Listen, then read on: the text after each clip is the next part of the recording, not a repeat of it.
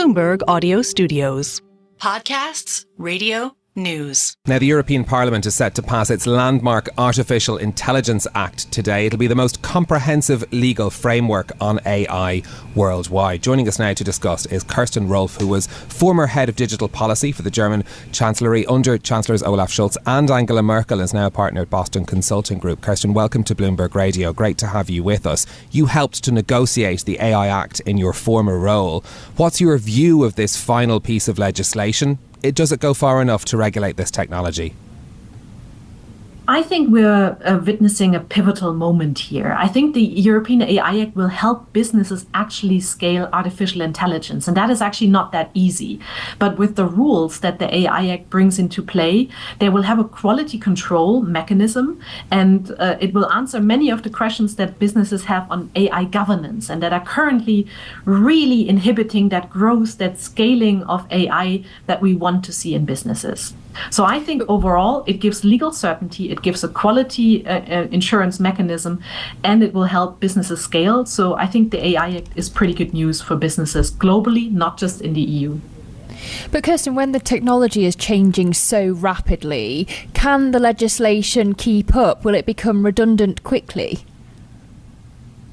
I don't think so. Tech regulation is always behind the technology development. And that's actually a good thing, because we don't want to regulate technology before we actually have had some experience with it. We don't want to inhibit innovation and businesses actually trying out this new technology. But what the European AI Act actually does is regulate the risks. And that is something that is truly bothering CEOs and business makers these days, and they want to have some certainties on these risks to actually go ahead. So it's not stifling innovation, it gives the necessary framework to actually scale innovation. What do you make then of criticism that the EU got played by the French startup Mistr that argued against stringent general purpose AI rules because they could hurt European competition with the US? I think the real question to ask here is how to actually discuss future-proof regulation in the future. Discuss how regulation can support businesses and not just national champions, but actually the broader variety of businesses that we see in the European Union, small and medium enterprises, manufacturing industries, and not just look out to get that geopolitical competition going between Europe, the US, and China that is so well loved by policymakers, and that has been a very prominent topic in the debate about the European AI Act. But the real question to ask is, how can we actually future-proof regulation that helps businesses overall and not just certain businesses? Well, on that note, I mean, Europe has struggled to produce national or even kind of union-wide champions in this area. Is this regulation not going to put them at a disadvantage? What European businesses actually can become are the world champions of implementing the technology. I think it's not really important to have the one or two companies that are ahead in this technology and developing it, but actually the broad number of businesses that implement this technology. And just to give an example, the European AI Act focuses on the core businesses in Europe, banking, for instance, manufacturing, car manufacturing, insurance. And those core businesses need legal certainty to implement the technology. They're not going to be the ones that develop technology like a tech company, but they're actually overall the strong businesses in the European Union, and they need regulation to scale it. So I think rather than looking at the tech companies that we don't have, it's important to look at the companies that we do have and help those businesses actually become more innovative and actually scale the technology. Do you think that this act is going to have any impact on the huge elections we'll have this year? I think that's a really important point, and one of the points why the vote was likely moved up 1 month from the actual planned date in April. So the European AI Act will become much more, will be implemented much sooner than we all expected. And I think policymakers really felt the urgency here, but also businesses felt the urgency. So it was definitely a question of speed, and it was a question of how can we get this going and really bring Europe at the forefront of this technology.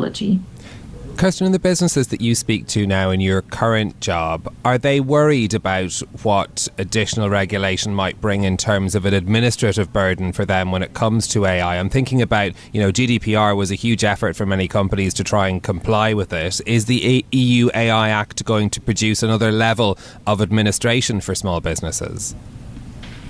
I certainly see some anxiety among businesses because the European AI Act is not the only regulation that is coming into effect right now. We see the Data Act that applies to a lot of businesses. We see the Digital Services Act that applies to a lot of businesses.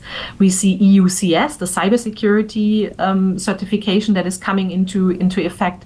And all of that is coming into effect right at the end of this European Commission mandate when we're about to vote on the European Commission. So I do see a lot of businesses struggling to actually make a checklist for all of these legislation, comprehensive checklist and a globally defendable framework, because that is actually what businesses need now. They need basically the 3 steps to conquer the tsunami of regulations that we see, and I see a lot of anxiety around that for sure. What were your main frustrations when you were negotiating the EU AI Act? What was the main thing that you wanted to be included that wasn't in the final copy? That's a very good question. I think as a policymaker, you can never become frustrated. You always have to look ahead and think about, okay, not the things that are not in there, but the things that really are in there. And I think we've come to a result that is helping businesses. And that's what I wanted to get out of the negotiations, honestly. A very clear framework that then also will be implemented, not in the way we've seen with GDPR, where we've seen every country basically implement for themselves, but where we have a comprehensive, centrally implemented legislation that business can actually thrive on. So I hope that the AI Act will deliver on that. It was certainly something that I really wanted to see, and I think we will definitely get that. Okay, Kirsten Rulf, we appreciate your time and programme on the programme this morning. Partner at Boston Consulting Group, but former head of digital policy at the German Chancellery as well. Great to get your insights on the day the European Parliament is expected to pass the AI Act.